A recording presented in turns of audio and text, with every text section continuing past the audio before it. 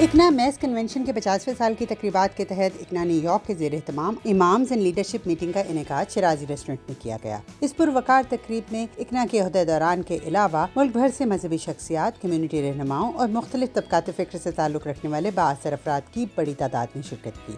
Of course, whatever happening around the world, our heartbeat is torture, right? But we strongly feel, we should do whatever we can do around the world, but Muslims are suffering. Yes, it is our job, it's our duty. Imams and leadership meeting में मुअज़्ज़ज़ीन ने खिताब करते हुए जहां इकना के अग़राज़ व मक़ासद पर रोशनी डाली, वहीं दूसरी तरफ इकना के ज़िम्मेदारान ने तंजीम की सालाना कारकर्दगी से भी शुरका को आगाह किया। This year, it's difficult, but we're still doing it because of the weather and all that. But alhamdulillah. At the bottom, you can see, the comparison that Iqna New York Dawah is growing up over the past 3 years. तकरीब में बताया गया कि साल 2024 के दौरान तंजीम के platform से जहां हज़ारों अफराद में मुफ्त कुरान पाक और पम्फलेट्स तकसीम किए गए, वहीं मुख्तलिफ दावती प्रोग्रामों के जरिए मुसलमानों को इस्लामी तालीमात की जानिब माइल किया गया।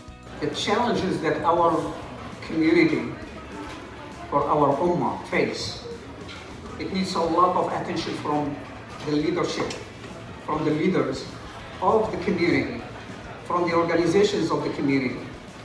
And those challenges are not just one dimension, they are multidimensional. तकरीब के शुरका को इकना के तहत काम करने वाली मुख्तलिफ तंजीमों के अग़राज़ व मक़ासद और कारकर्दगी से भी आगाह किया गया। तकरीब के अख्ताम पर शुरका की अनवा व अक़साम के लजीज़ खानों से तवाज़ुन भी की गई।